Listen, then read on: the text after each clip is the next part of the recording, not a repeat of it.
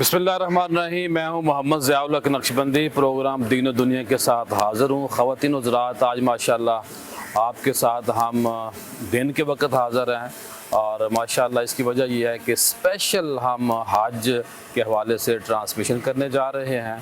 पाकिस्तान की मारूफ दीनी दरगाह जामिया नईमिया लाहौर से हम मौजूद हैं और ये हमारी खुशबख्ती है कि बहुत बड़े इल्मी और रूहानी इदारे के अंदर मौजूद हैं, जहाँ पर माशाल्लाह हज़ारों की तादाद में बच्चे पढ़ते हैं और 20 इसकी ब्रांचेज़ हैं। ख़वातीन का नेटवर्क इसके अलावा है। तो आज हज ट्रांसमिशन करने की जो सआदत है हमें हो रही है जामिया नईमिया गढ़ी शाहू लाहौर से। हज जो ट्रांसमिशन है इसका मकसद यही था कि जब पूरी उम्मत मुसलमान के खुशनसीब लोग हज के मौका पर खाना काबा के अंदर मौजूद हैं और लब्बैक अल्लाहुम्मा लब्बैक की सदाएँ बुलंद कर रहे हैं, तो हमें भी उन दुआओं, उन आरज़ुओं, उन ख्वाहिशात के साथ शामिल होना चाहिए। जहाँ जहाँ भी बंदा मौजूद होता है तो वहाँ से जब अल्लाह को पुकारेगा तो अल्लाह फजल करेगा। हज एक ऐसी इबादत है कि पूरी उम्मत मुसलमान के लोग जब इकट्ठे होते हैं, एक ही लिबास होता है, एक ही उनका निज़ाम होता है, एक ही तस्बीहात होती हैं, एक ही तरीक़ाकार होता है, यानी कि कोई फ़र्क नहीं है। सारे एक ही सफ़ में खड़े होकर जो हज के अरकान हैं, वाजिबात हैं, फ़राइज़ हैं, जो माशाअल्लाह बाकी दीगर जो मामलात हैं उसका इनेकाद करते हैं। और ये ज़रूरी इसलिए है कि करीम आका सल्लल्लाहु अलैहि वसल्लम ने जो हमें बता दिया वो हमने करना है और जिस काम से हमें रोका है हमने उससे रुके रहना है। आज हमारा एक जो पैनल है बहुत ही वज़नी पैनल है, बड़ा एक अच्छा हमने इंतखाब किया कि जामिया नईमिया गढ़ी शाहू के अंदर मौजूद हैं, तो हमने ख्वाहिश का इजहार किया कि यहाँ प्रोग्राम होना चाहिए। तो हमारी आज बड़ी खुशबख्ती है कि डॉक्टर मोहम्मद रागिब हुसैन नईमी साहब, जो माशाअल्लाह जामिया नईमिया के नाज़िम आला हैं, शहीद पाकिस्तान डॉक्टर मोहम्मद सरफराज नईमी शहीद के माशाअल्लाह वली अहद हैं, सजादा नशीन हैं, उनके मिशन को आगे लेके चल रहे हैं। और आज इस प्रोग्राम की बरकत यही है कि जहां हम इस वक्त मौजूद हैं यह थोड़े फासले पे मेरे और आपके शहीद पाकिस्तान डॉक्टर मोहम्मद सरफराज नईमी साहब की कब्र अनवर है। अपने वालिद गिरामी के साथ उनकी कब्र बनी हुई है, मुफ्ती आज़म पाकिस्तान मुफ्ती मोहम्मद हुसैन नईमी साहब। तो मैं आज इस हवाले से बहुत खुश नसीब हूँ और हमारे नाजरीन भी। ख़वातीन हज़रात, और जब दाता हजूर की बात होती है तो ये भी हर बंदा महसूस करता है कि यहाँ जुमा कौन पढ़ाता है। तो हमारे साथ मौजूद हैं डॉक्टर मुफ्ती मोहम्मद रमज़ान सियालवी साहब, माशाअल्लाह ख़तीब हैं जामिया मस्जिद दाता अली हजवेरी, और माशाअल्लाह बहुत बड़े लेवल पे बड़ा अच्छा काम कर रहे हैं। और मेरे दूसरी साइड पे जो हमारा पैनल है माशाअल्लाह अल्लामा बदरुज़्ज़मा कादरी साहब बहुत ही अच्छे लेवल पे बड़ा म्यारी काम कर रहे हैं और माशाअल्लाह प्रिंसिपल हैं जामिया हजवेरिया दाता दरबार के अंदर। बहुत बड़ा दीनी इदारा है जो अलूम दरस निज़ामी के ऊपर काम कर रहा है, उसके नाज़िम आला है माशाअल्लाह। फिर प्रिंसिपल है जामिया गौसुल आलूम लाहौर के अंदर, एक और इनका माशाअल्लाह अपना ज़ाती इदारा है और हदीस के माहिर हैं, तफसीर के माहिर हैं। और इनके साथ आगे मौजूद है अल्लामा ज़ुल्फ़कार मुस्तफ़ा हाशमी साहब, मुहाफ़िज़ान ख़त्म नबूवत, जो ख़त्म नबूवत के हवाले से लाहौर के अंदर बहुत एक्टिव हो के एक तंजीम, एक तहरीक काम करती है, उसको मुहाफ़िज़ान ख़त्म नबूवत कहा जाता है। उसके माशाअल्लाह अमीर हैं, सरपरस्त हैं। तो मैं अपने चारों मेहमानों का शुक्रिया अदा करता हूँ कि आपकी बड़ी मोहब्बत कि इस बाबरकत दिन के मौका के ऊपर आप बाबरकत वक्त और एक ऐसी माशाअल्लाह अज़ीम इल्मी जो एक मरकज़ है वहाँ आप दोस्तों ने हमें टाइम दिया। तो सर आपकी आमद का, आप तो माशाअल्लाह करीब से उठ के नीचे आ गए हैं। मुफ्ती साहब की बड़ी मेहरबानी है कि थोड़ा सा दूर से आए हैं और अल्लामा साहब को तो हम पहले भी तंग करते रहते हैं, आपकी बड़ी मोहब्बत। सर मैं प्रोग्राम का आगाज़ आइंदा ना अल्लामा साहब को तंग नहीं करना आपने। नहीं, तंग तो करेंगे जी हम। मैं आपसे डॉक्टर साहब सवाल करता हूँ कि हज एक इबादत है اگر میں آپ سے پوچھوں کہ حضرت ابراہیم علیہ السلام کو جو خواب آیا اور خواب کے کیا مراحل تھے، اور پھر بیٹے کو بتانا، بیٹے سے کیا گفتگو ہوئی، اور یہ بڑا مشکل کام تھا کہ اللہ پاک کی طرف سے یہ خواب ہے، اور انبیاء کے خواب سچے ہوتے ہیں، وہ ان کے خواب ہمارے جیسے خواب نہیں تھے، تو بیٹے کو ذبح کرنا، اللہ کی راہ میں قربان کرنا، یہ فیض ماننا مشکل ہے، اور ایک نبی کا بیٹا، پھر نبی بیٹا بھی نبی ہے، خود بھی نبی ہیں، تو ایک بندے کو احساس پیدا ہوتا ہے کہ یہ خواب کیسا ہے. کیا فرمائیں گے آپ؟ بسم اللہ الرحمن الرحیم.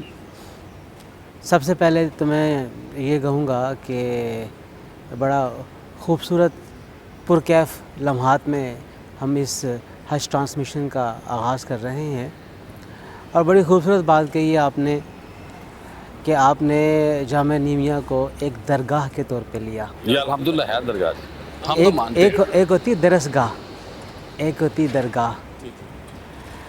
تو درگاہ تو وہ ہے کہ جہاں پہ روحانی فیض بھی میسر ہوتے ہیں، اور تعلیمی علمی فیض بھی وہاں پہ ہمارے دلوں کو گرما رہے ہوتے ہیں، اور بجا کہ جامعہ نیمیا ایک درگاہ کے طور پہ بھی تسلیم کیا جا رہا ہے. اس لیے میرا آپ سے اصرار ہے نا کہ بیعت کرنا شروع کریں. ان شاء اللہ تعالیٰ جب موقع آئے گا پھر بیعت بھی کریں. صحیح. ابھی تو خود سیکھنے کے مرحلے میں ہے. دوسری بات ہے کہ حج اور حضرت ابراہیم علیہ السلام کی قربانی آپس میں بڑا اہم تال میل اور آپس میں بڑا اہم کونوٹیشن ہے ان دونوں چیزوں کا. جب ہم حج کو لیتے ہیں، حج بھی تو حضرت ابراہیم علیہ السلام کی یادگار ہے کہ جتنے بھی پوری دنیا سے لوگ حج کرنے کے لیے آتے ہیں، وہ حضرت ابراہیم علیہ السلام کی اس پکار کا جواب دیتے ہیں جو آپ نے 4000 سال قبل وہاں پر کھڑے ہو کے کی تھی. 4000 سال. اور اس حج کے اس پکار کے جواب میں جس روح نے بھی لبیک کہا تھا، وہی روح حج کی اس عظیم عبادت کو کرنے کے لیے مقام عرفات میں، مینا میں، مزدلفہ میں، اور خود خانہ کعبہ میں جمع ہوتی ہے. مختلف ایام میں مختلف افعال ہیں حج کے جو کہ ادا کیے جاتے ہیں، اور ان افعال میں سے ایک فعل جمرات کی کنکری مارنے کے بعد 10 ذی الحجہ کو قربانی کا ہے. میں یہاں پہ یہ عرض کرتا چلوں کہ یہ جو حج کی عبادت ہے نا، یہ کوئی ایسی عبادت نہیں ہے جس طریقے سے ہم کوئی نماز کی عبادت کرتے ہیں کہ رکوع ہے، سجود ہے، قومہ ہے، تشہد ہے، قیام ہے. یہ باقاعدہ ایک سیکوینس ہے. حج کی عبادت اس طرح کے تسلسلی اعمال سے خالی ہے، لیکن حج کی عبادت اللہ وحدہ لا شریک کے برگزیدہ بندوں کے کچھ ایسے اعمال جو اللہ تعالیٰ کو پسند آ گئے، انہیں ایک جگہ پہ جمع کر کے ایک دوسرے کے ساتھ جوڑ کر حج کی عبادت کو تشکیل کیا ہے. خانہ کعبہ کا طواف، صفا مروہ کے درمیان چکر کاٹنا، حضرت ابراہیم علیہ السلام کی زوجہ جب وہ اپنے بیٹے حضرت اسماعیل علیہ السلام کی پیاس کو تاب نہ لاتے ہوئے صفا اور مروہ کے درمیان چکر کاٹ رہی تھیں، حضرت حاجرہ علیہ السلام، ان کی یہ یاد. مقام عرفات میں حضرت آدم علیہ السلام کا حضرت اماں حوا کے ساتھ ملنا، مقام مینا میں رمیہ جمرات کرنا، حضرت ابراہیم علیہ السلام جس طریقے سے اپنے بیٹے کو قربانی کے لیے لے گئے اور ان کو روکا گیا، تو اس روکنے کے عمل میں جو معاملہ پیش آیا اسے قیامت تک کے لیے رمیہ جمرات کی صورت میں پیش کر دیا گیا. صحیح. اور پھر خود حضرت ابراہیم علیہ السلام کا اپنے بیٹے کو حضرت اسماعیل علیہ السلام کو قربانی کے لیے مینا سے باہر لے جانا قربان گاہ کی طرف.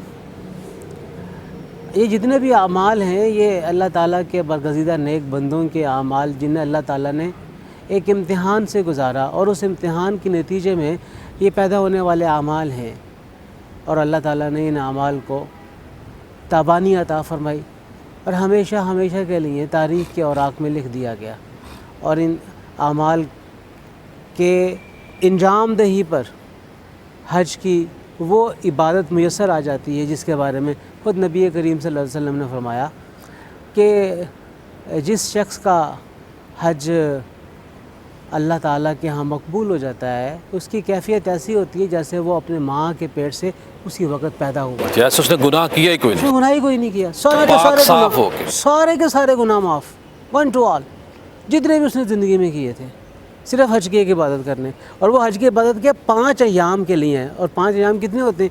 120 گھنٹے، 120 گھنٹے کے لیے آپ نے ایک جگہ پہ وقت گزارا۔ یہ نا کہ جو پاک صاف ہوتا ہے ایک بچے کی طرح، جب بچہ ضد کرتا ہے ماں کے ساتھ، روتا ہے، لپٹتا ہے، ضد کرتا ہے کہ ماں میں نے یہ چیز لینی ہے، تو ماں دیتی ہے، پیار دیتی ہے، تو اصل میں جو 5 دن کی عبادت وہ بھی اللہ کو منانے کا ایک طریقہ ہے، بندہ روتا ہے، گڑ گڑاتا ہے اور ایک بچے کا انداز اختیار کرتا ہے، تو اس لیے بچوں جیسا بن جاتا ہے، گناہوں سے پاک ہو جاتا ہے۔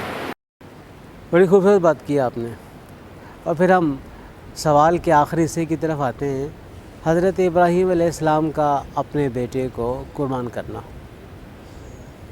حضرت ابراہیم علیہ السلام کے قصے میں، سٹوری آف ابراہیم میں قرآن کریم میں بڑی تفصیل کے ساتھ اس امر کا تذکرہ ہے، اور یہ بات یہاں پہ رہے کہ نبی کریم صلی اللہ علیہ وسلم کی حدیث ہے کہ جو خواب ہے یہ نبوت کا 40واں حصہ ہے۔ صحیح مسلم شریف میں کتاب الرؤیا میں یہ حدیث مبارکہ موجود ہے، یعنی اور خود بھی آپ نے اشارہ کیا کہ نبی جو خواب دیکھتا ہے وہ روشن کی طرح عیاں ہو کے سامنے آتا ہے۔ ایسا نہیں ہوتا کہ نبی نے کوئی خواب دیکھا ہو اور اس کا ظہور نہ ہوا ہو، اور خواب یہ دیکھا جاتا ہے کہ سب سے نبی کا خواب شریعت بن جاتا ہے، نبی کا خواب شریعت بن جاتا ہے جب اسے عملیت کے پیراہن کو پناہ دیا جائے، صحیح، عملیت کے پیراہن میں ملبوس کیا جائے تو پھر وہ شریعت بن جاتا ہے۔ نبی کریم صلی اللہ علیہ وآلہ وسلم سے بھی پوچھا گیا ان قربانیوں کے بارے میں، تو کہا، آپ نے فرمایا کہ یہ تمہارے جد امجد حضرت ابراہیم علیہ السلام کی سنت ہے۔ سبحان اللہ۔ تو وہ سنت حضرت ابراہیم علیہ السلام نے کیسے پوری کی، اس کو کیسے سنت بنایا؟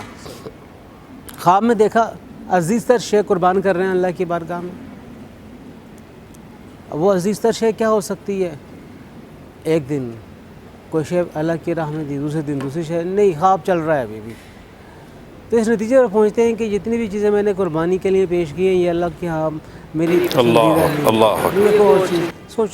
سوچتے رہے، اس نتیجے پر پہنچے کہ مجھے اس دنیا میں سب سے عزیز تر کون سی چیز ہے؟ اپنا بیٹا ہے۔ اللہ اللہ۔ اس کا معنی یہ ہوا عمومی طور پہ دنیا میں والدین کو سب سے عزیز ان کے بچے ہوتے ہیں، ہاں، اور بچوں میں بھی بیٹا، اور بچوں میں بھی بیٹا۔ یہ اللہ کا ایک نظام اللہ کا ہے۔ ایک نظام ہے۔ جناب مفتی رمضان سیالی صاحب بڑی اچھی گفتگو کی، وہ جو باپ کی اور بیٹے کی گفتگو تھی جس کو اقبال نے بھی کہا وہ فیضان نظر تھا یا مکتب کی کرامت تھی، سکھائے کس نے اسماعیل کو آداب فرزندی۔ راز و نیاز کی جو گفتگو تھی باپ کی بیٹے کی، خواب آنا، باپ کا بیٹے سے بات کرنا، اور بیٹا بھی نبی ہے، کیا فرمائیں گے آپ؟ جی ڈاکٹر صاحب بہت شکریہ۔ یقیناً جیسے قبلہ ڈاکٹر صاحب نے فرمایا کہ جامعہ نعیمیہ جو یقیناً درسگاہ تو ہے ہی، درگاہ بھی ہے، بلکہ میں تو یہ عرض کروں گا کہ حقیقی معنوں میں درگاہ وہی ہے جو درسگاہ ہے۔ یہ میں اس ان کو ایگری کر رہا ہوں کہ درگاہ ہے، یہ نہیں کہہ رہے، میں کہہ رہا ہوں، یہ ہم بھی ایگری کرتے ہیں، اور اچھا کہ آپ نے اس پہ سٹیپ لگا دیا۔ بلکہ جو درگاہ درسگاہ سے خالی ہے وہ تو درگاہ ہے ہی نہیں۔ بے شک، اللہ اکبر، بڑی خوبصورت بات کی۔ جو درگاہ درسگاہ سے خالی ہے اللہ اکبر، وہ درگاہ ہے ہی وہ نہیں، خالی بھی ہو جاتی ہے پھر۔ درگاہ ہے ہی نہیں۔ تو ہمیں اس کے احیاء کی ضرورت ہے۔ آپ نے جو سوال فرمایا قبلہ ڈاکٹر صاحب نے بڑی خوبصورت تسلسل سے اس کی بنیاد فراہم کی ہے۔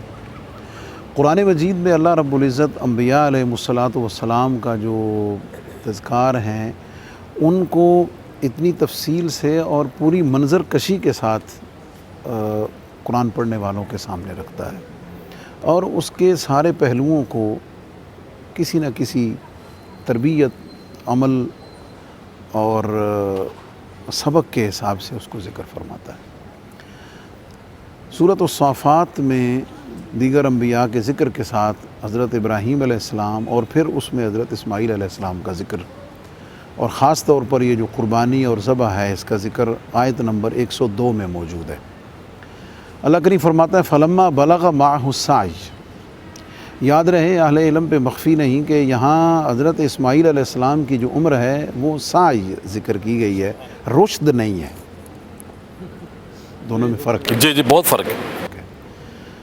اور یہ جو عمر ہے اس میں جو بچہ ہوتا ہے نا، اس کی ادائیں دل کو بہت زیادہ لبھانے والی ہوتی ہیں، کیونکہ جب وہ اپنی رشد کی عمر کو پہنچتا ہے تو اس میں اپنی قوت فیصلہ جو ہے وہ کسی حد تک بیدار ہو چکی ہوتی ہے، شامل ہونا شروع ہو شامل جاتا ہونا ہے۔ شروع ہو جاتی ہے۔ تو بچے کی وہ عمر جو ہے وہ دل ربائی کی، دل لبھانے کی، اور ماں باپ کے لیے اس میں کشش زیادہ ہوتی ہے، محبت کا فراوانی اس میں زیادہ ہوتی ہے، صحیح۔ وہ فرمایا۔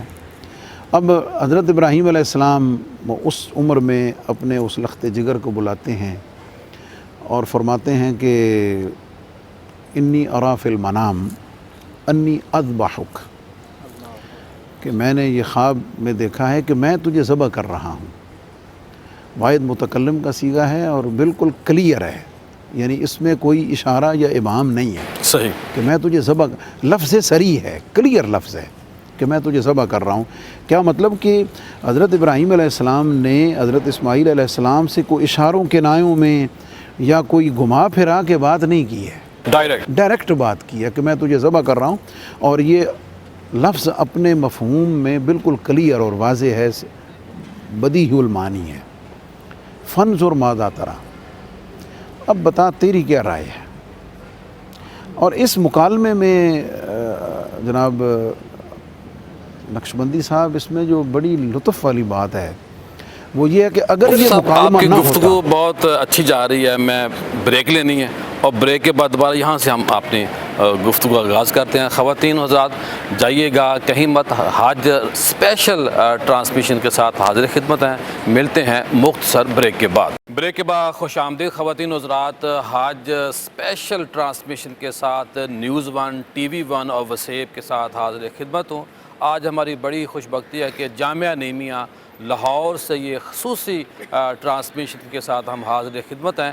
مفتی رمضان سیالوی صاحب بریک سے پہلے بہت ہی پیاری گفتگو کر رہے تھے، بریک لینا ہماری مجبوری ہے اور ہم معذرت بھی چاہتے ہیں، اور میں مفتی صاحب سے عرض کروں گا کہ آپ اپنی گفتگو کا سلسلہ وہاں سے شروع کریں جہاں آپ نے ختم کیا تھا۔ جی بہت شکریہ۔ میں عرض کر رہا تھا کہ جو مکالمہ ہے باپ اور بیٹے کے درمیان، اس میں ایک حکمت لطیف یہ ہے کہ آپ نے پوچھا بھی بیٹے تمہاری کیا رائے ہے، کیا کہتے ہو، اور جواب میں حضرت اسماعیل علیہ السلام نے فرمایا یا ابتی افعل ما تؤمر، اے پیارے ابا جان جو حکم ہے کریں۔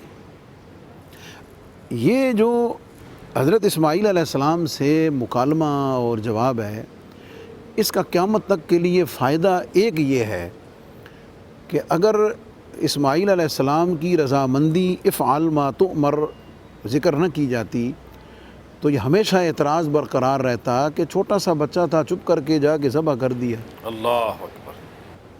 بچے سے تو پوچھ لیتے، بچے کی کیا رضا تھی، معاذ اللہ استغفر اللہ، کوئی اس کو ظلم سے تعبیر کرتا، اس پر اعتراض کرتا۔ رب کائنات نے اسماعیل علیہ السلام کا جواب ذکر کر کے قیامت تک کے لیے یہ بتایا کہ دونوں اللہ کے نبی ہیں، باپ اور بیٹا ہیں، تو باپ اگر میرے حکم پہ ذبح کرنے کے لیے تیار ہے تو یاد رکھنا وہی نیاز مندی، وہی قربان ہونے کا جذبہ ان کے بیٹے میں بھی موجود ہے۔ وہ اپنی خوشی سے جا رہے ہیں، بیٹا خوشی سے اپنے آپ کو میری بارگاہ میں قربان ہونے کے لیے پیش کرنے پہ تیار ہے۔ اور ستجدنی، اچھا افعال میں ایک لطیف نقطہ یہ ہے کہ اسماعیل علیہ السلام اللہ کی محبت اور اس کی وارفتگی میں اس قدر وارفتہ ہیں کہ آپ کا جملہ یہ فرما رہا ہے کہ ابا جی اللہ کا حکم آ گیا ہے، آپ دیر کیوں کرتے ہیں؟ افعل ما تؤمر، اللہ اکبر، دیر مت کیجئے، تاخیر مت کیجئے، اللہ کا حکم ہے، اس کی رضا مطلوب اللہ ہے، کو تعمیل کریں، اس کی حکم کی جلدی تعمیل کریں، میں میں حاضر حاضر ہوں۔ ہوں، میں حاضر ہوں۔ اور یہی وہ ہے ستجدنی انشاءاللہ من الصابرین، کہ آپ مجھے صبر کرنے والوں میں پائیں گے۔ اللہ اکبر، کیا مطلب؟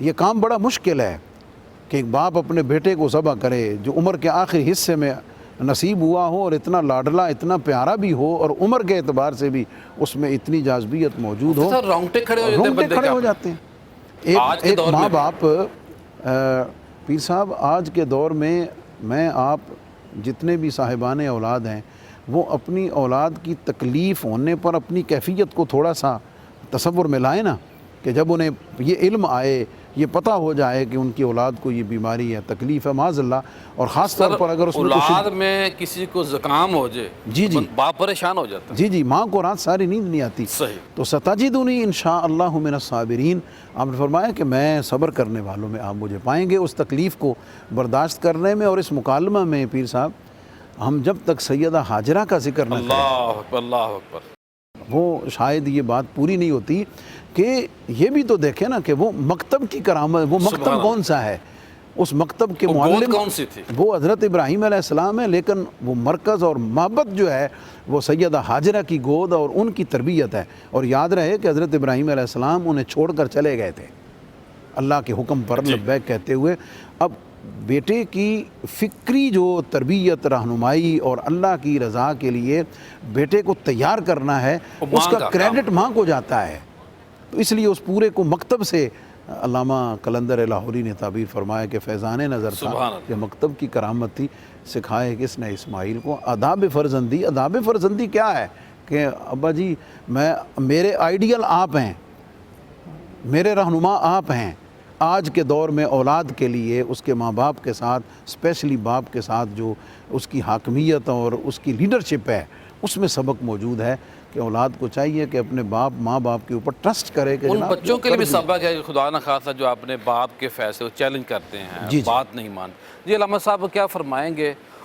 ذبح ہونا اور لیٹنا اور پھر چھری نہ چلنا اور اپنے آپ پیش کر دینا، پھر وہ جانور کا آ جانا اللہ پاک کی طرف سے، کیا فرمائیں گے آپ؟ بسم اللہ الرحمن الرحیم۔ انس بن مالک سے روایت آتی ہے، قول النبی علیہ السلام ان عظم الجزائی ما عظم البلائی، کہ جتنی بڑی آزمائش ہوتی ہے اتنا بڑا اجر ہوتا ہے۔ اب آپ نظر دوڑائیے تو اجر تو یہ قیامت تک کے لیے ماشاءاللہ۔ ہاں، آپ دیکھیے نا کہ آزمائشیں کتنی تھیں، جتنی بڑی آزمائشیں تھیں اتنا ہی بڑا اجر تھا۔ آزمائشوں کو اگر آپ دیکھتے چلے جائیے تو تاریخ انسانیت کے اندر کوئی ایسا قرینہ نہیں تھا کہ جہاں انسانیت کو ذبح کیا جاتا ہو، یہ انسان کو ذبح کیا جاتا ہو، اور بطور خاص اولاد کو نہ ذبح اس کیا سے پہلے نہ بعد میں، نہ پہلے نہ بعد میں۔ یہ قرینہ تاریخ انسانیت میں بڑا موجود، اہم نکتہ ہے کہ اس سے پہلے مثال بھی نہیں تھی۔ مثال بھی موجود نہیں تھی۔ اور پھر خواب جو ہے، خواب پہ تو بندہ دلیل پیش کر سکتا ہے، خواب ہے، کوئی ریالٹی تو نہیں ہے، لیکن پیغمبر کا خواب تو حجت ہوتا ہے، اس میں تو دوسری رائے نہیں ہے۔ پھر آپ دیکھیے پے در پے آزمائشیں، آگ میں پھینکا جانا، پھر جو مظاہر پرستی کی پرستش، مظاہر قدرت کی پرستش تھی اور اصنام کی جو پرستش تھی اس کو آپ نے ساقط الاعتبار قرار دیا، اور اس طرح پے در پے آپ آزمائشیں آتی رہیں، پیاس لگنا بیٹے کو، پیاس لگنا بیٹے کو، اور وہ ماں پھر کا تڑپنا، اور تڑپنا، آپ وادی غیر ذی زرعین کے اندر چھوڑ دینا اور پھر آ جانا، یہ ساری اگر آپ دیکھتے چلے جائیں تو آپ کی پوری حیات جو ہے وہ آزمائش پر مبنی تھی، اور بالآخر سب سے بڑی آزمائش آ گئی وہ بیٹے کی قربانی کی صورت میں۔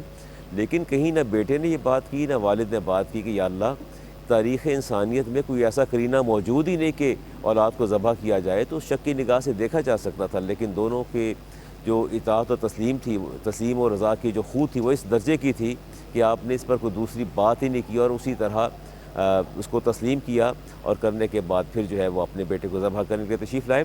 اچھا، اب جتنی بڑی آزمائش تھی اجر بھی اتنا بڑا آیا، اور اجر پھر کیا آیا؟ فَفَدَيْنَاهُ بِذِبْحٍ عَظِيمٍ، کہ ہم نے آپ کے لیے اس کے بدلے ایک بہترین آپ کو جو ہے فدیہ دے دیا، یا جانور بھیج دیا۔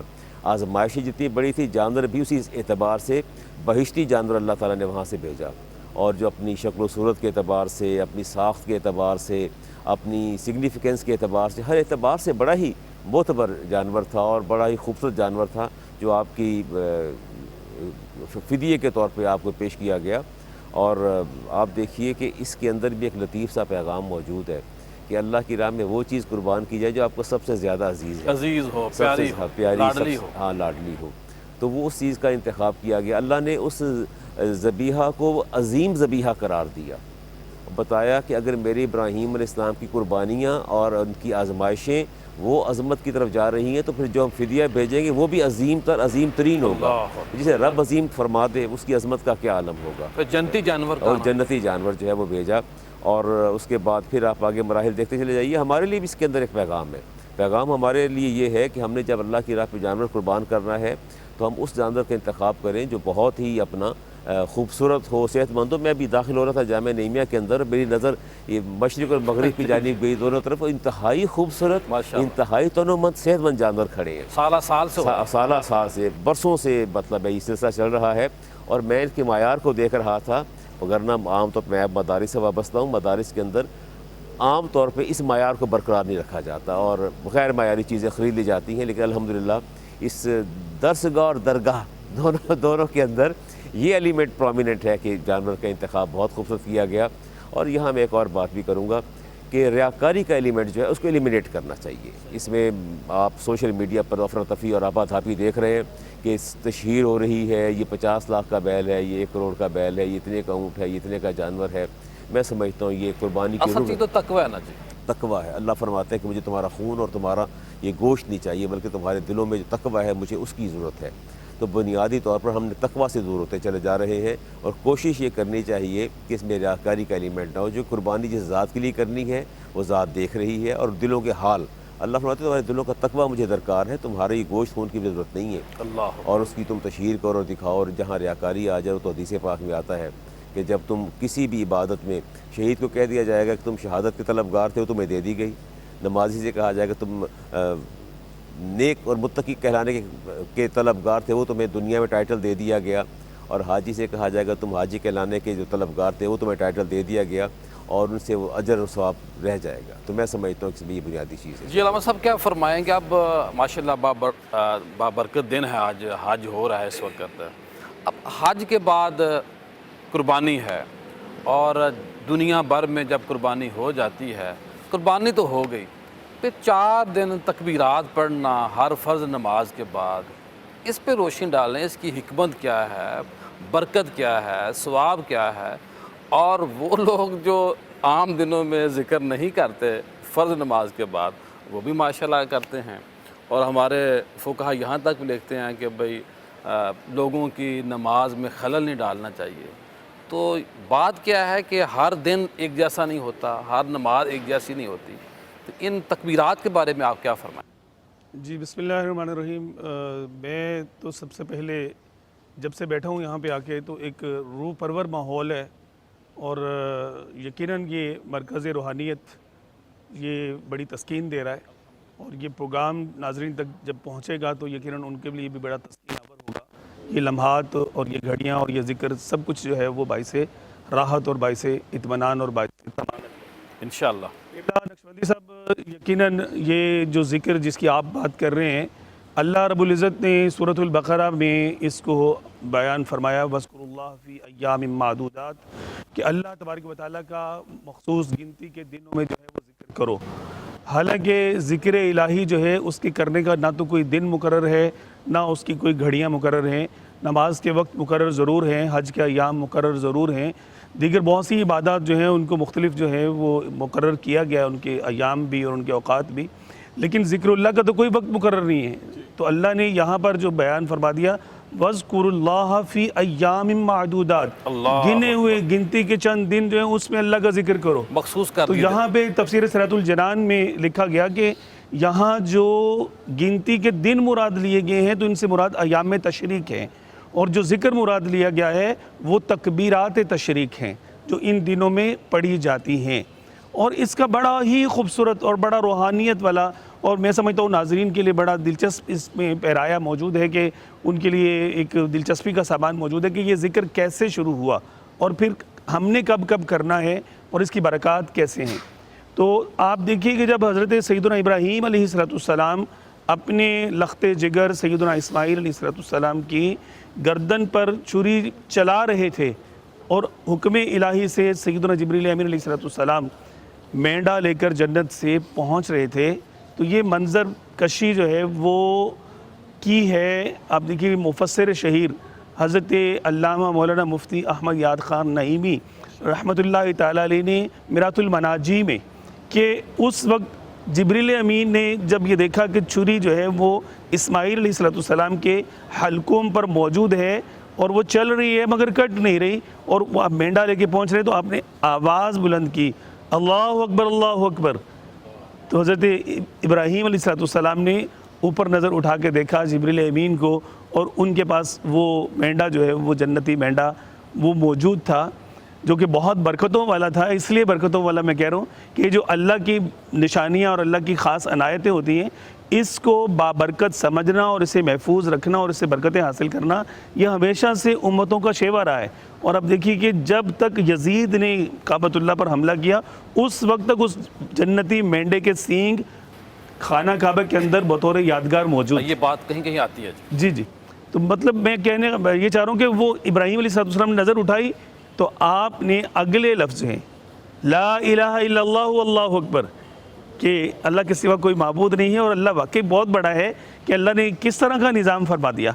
اور جب وہ چھری ہٹا لی گئی اور وہ مینڈا ذبح کر دیا گیا، تو حضرت اسماعیل علیہ السلام اس منظر نامے کو جو ہے وہ دیکھ رہے تھے، تو اگلے جو الفاظ ہیں وہ اسماعیل علیہ السلام کی زبان اقدس سے نکلے، اللہ اکبر لا الہ الا اللہ واللہ اکبر اللہ اکبر وللہ الحمد۔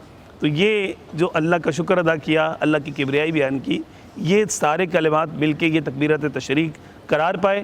9ویں ذی الحجہ جو عرفہ کا دن ہے، جو آج کا دن ہے حرم کعبہ میں، وہاں مطلب 9ویں ذی الحجہ کی فجر سے لے کے 13ویں ذی الحجہ کی عصر تک یہ 5 یوم بنتے ہیں۔ ان میں اللہ تبارک و تعالیٰ کا یہ ذکر کرنا ہر فرض نماز کے بعد جو باجماعت ادا کی جائے، کم از کم 1 مرتبہ کرنا واجب ہے اور 3 مرتبہ کرنا سنت مبارکہ ہے۔ اگر کوئی بعد میں نماز میں شامل ہوا ہے تو وہ بعد میں بھی ذکر کرے گا۔ خواتین کے لیے مقرر نہیں ہے، وہ کریں تو زیادہ برکت کا باعث ہے ان کے لیے، لیکن بعض جماعت نماز والے جو کسی ہیں وہ بندے نے جماعت کے ساتھ نماز نہیں پڑھی تو اس کے لیے کیا حکم ہے؟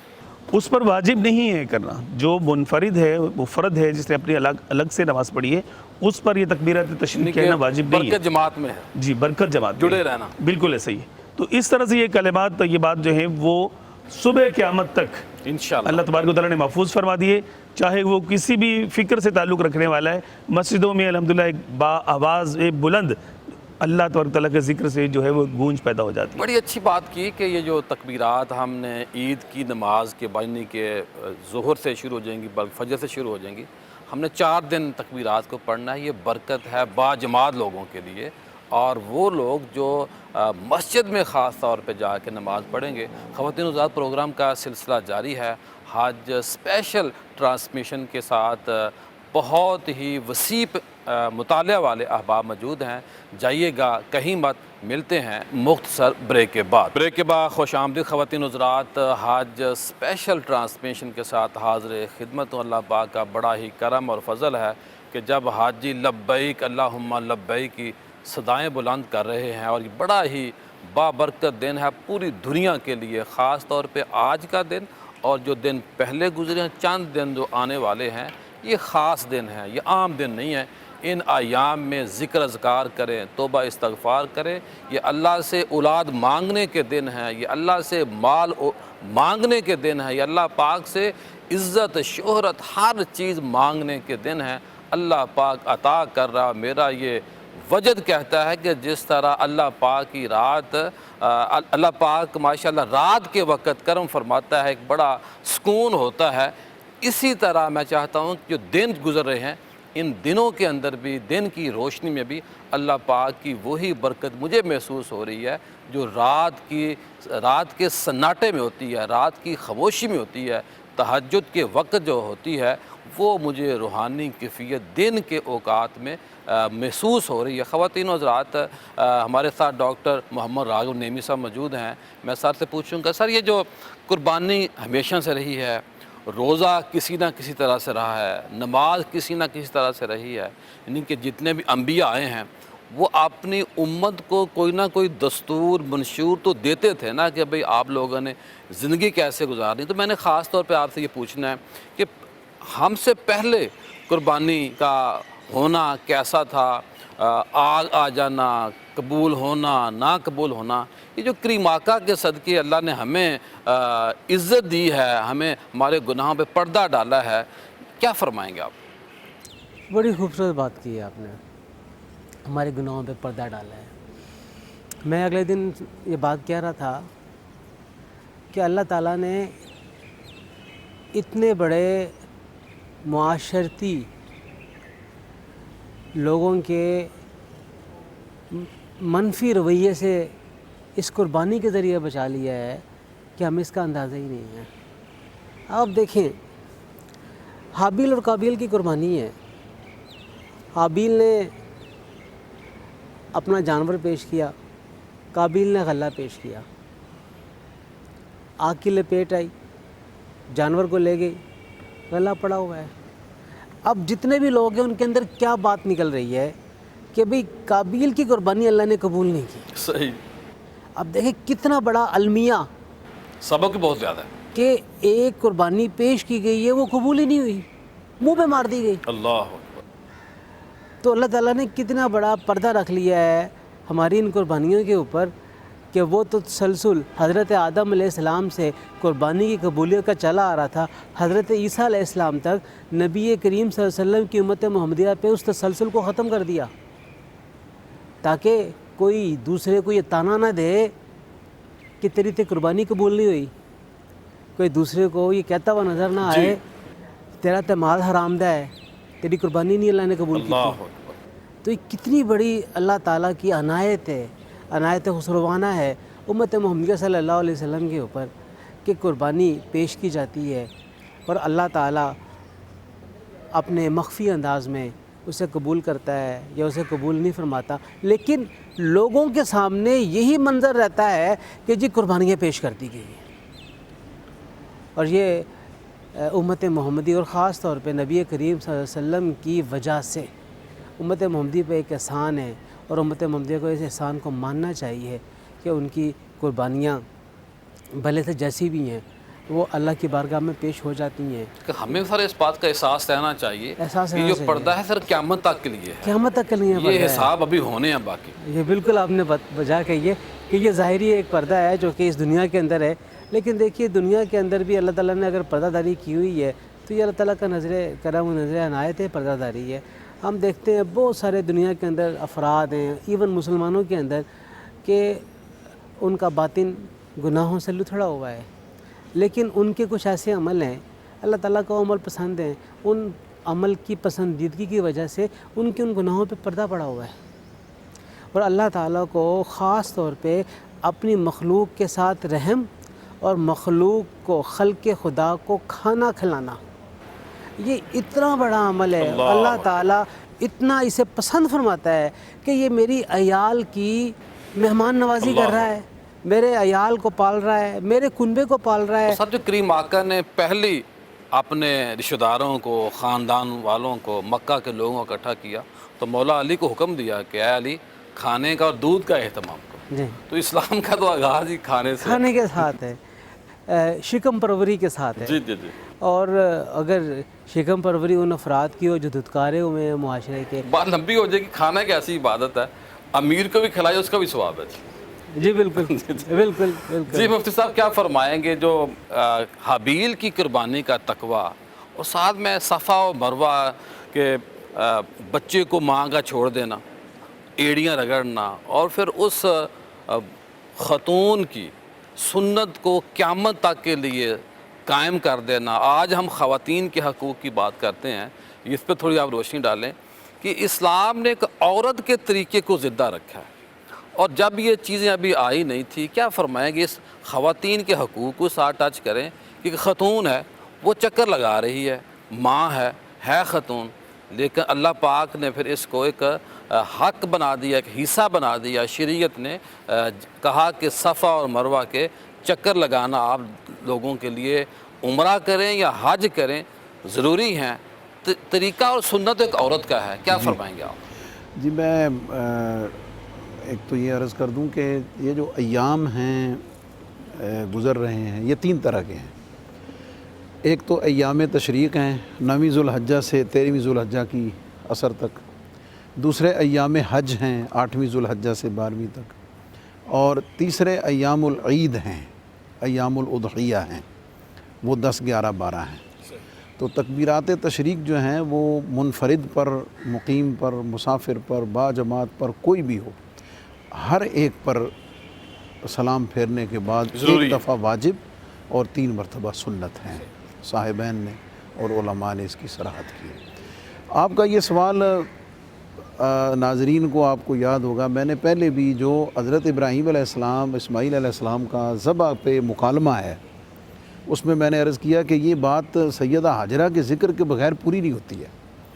آپ مناسک حج دیکھیں، حضرت ابراہیم علیہ السلام کی مبارک زندگی کے تمام مراحل دیکھیں، حضرت اسماعیل علیہ السلام کی ان تمام خصوصی شانوں کا ذکر دیکھیں، تو حضرت حاجرہ سلام اللہ علیہا ان کے ذکر کے بغیر تو یہ بات شروع نہیں ہو سکتی ہے۔ اور یہ ایک اسلام کا ایک خصوصی پہلو ہے کہ اسلام نے خاتون اور عورت کی عظمت اور خدمت کو ایکنالج کیا ہے۔ اسلام کی ڈیمانڈ ہے عورت کی عزت کرنا، عزت کرنا۔ پورے قرآن مجید میں ایک مستقل صورت حضرت مریم کے اس میں گرامی سے منسوب ہے، پوری صورت۔ اور جب یہ صفا مروہ کی بات کریں تو صفا مروہ بنیادی طور پر تو پہاڑیاں ہیں، لیکن جب سیدہ حاجرہ جو ہم ایک نبی کی زوجہ اور نبی کی والدہ کے طور پر ہم ان کا ذکر خیر کرتے ہیں، اور یہاں جیسے آپ نے فرمایا خاتون اور ایک لیڈی کے تناظر میں ہم ذکر کر رہے ہیں، تو رب کائنات نے جہاں حضرت اسماعیل علیہ السلام کے بدلے میں قربانی کے فدیہ کو قیامت تک کے لیے وَتَرَكْنَا عَلَيْهِ فِي الْآخِرِينَ قائم رکھا، ابراہیم علیہ السلام کی سنت حج کو، طواف کو، رمی جمرات کو، باقی ساری چیزوں کو قائم اور باقی رکھا ہے، تو وہاں سیدہ حاجرہ کا جو عمل اور سنت مبارکہ ہے صفا مروہ کے درمیان صحیح کرنا، اس کی یاد صرف اور صرف سیدہ حاجرہ کے قدموں کی برکت سے ہے۔ اور یہاں تک ہے کہ علماء پر مخفی نہیں ہے کہ چونکہ 2 پہاڑیاں اونچی ہیں، درمیان میں وادی ہے، اچھا حدیث کے مطابق اس وقت اس میں سے پانی گزرتا تھا، پانی آب زمزم کا گزرتا تھا نا، یعنی وہ رکتا نہیں تھا، تو وہ اس جگہ سے ہی چلتا رہتا تھا۔ تو لیکن جب آب زمزم نہیں چلا تھا، حضرت اسماعیل علیہ السلام کو لٹایا ہے اور پانی کی تلاش میں، پانی کی طلب میں پہلے صفا پر پھر مروہ پہ تشریف لے جاتی ہیں، اور ایک طرف وہ پہاڑی پہ چڑھ کے پانی کے آثار کو تلاش کر رہی ہیں، دوسری طرف اپنے لخت جگر کو دیکھ رہی ہیں۔ تو جب وادی کے درمیان میں پہنچتی ہیں تو وہ جگہ ایسی ہے کہ جس میں حضرت اسماعیل علیہ السلام ان کی نظروں سے اوجھل ہو جاتے ہیں۔ تو یہ ایک محبت اور شفقت کی کیفیت ہے کہ آپ اس جگہ سے جلدی چلتی ہیں۔ اور یہ بھی ایک عجب اعجاز ہے کہ سنت حضرت سیدہ حاجرہ کی ہے لیکن مردوں کے لیے ہے اللہ کہ اس جگہ کے درمیان وہ تیز چلیں گی، عورتیں نارمل انداز میں چلیں گی، لیکن صفا سے لے کے مروہ تک، مروہ سے صفا تک یہ جو چکر ایک ہیں، نیا نقطہ ہے ماشاءاللہ۔ یہ اللہ رب العزت نے اور حج کے اندر اس کی شان کو لازم کیا، اور قرآن مجید میں سورہ بقرہ میں ان الصفا والمروۃ من شعائر اللہ، ان پہاڑیوں کو اللہ نے اپنی نشانیوں میں سے قرار دے دیا ہے، اور نشانی بننے کا سبب سوائے اس کے کچھ نہیں ہے کہ اللہ کی بندی حضرت ابراہیم علیہ السلام کی زوجہ محترمہ، حضرت اسماعیل علیہ السلام کی والدہ بحیثیت خاتون، اللہ رب العزت نے ان کی اس ادا کو بھی قیامت تک کے لیے امر کر دیا ہے، اور یہ ان کی عظمت کی اور ان کے صدقے سے قیامت تک آنے والی جو طیبات ہیں، جو طاہرات ہیں، جو قانتات ہیں، جو مسلمات ہیں، جو مومنات ہیں، ان کی شانوں کو ایک کریڈٹ دیتا ہے کہ اللہ رب العزت کہ ہاں جو قبولیت ہے وہ عمل اور تقوی کی بنیاد پر ہے۔ یہ مرد و عورت کا ذکر جو ہے نا، یہ تقسیم انسانیت کو چلانے کے لیے ہے۔ قرب خداوندی کے دروازے دونوں اصناف کے لیے کھلے ہوئے ہیں۔ وَمَن يَعْمَلْ مِنَ الصَّالِحَاتِ مِن ذَكَرٍ أَوْ أُنثَىٰ وَهُوَ مُؤْمِنٌ۔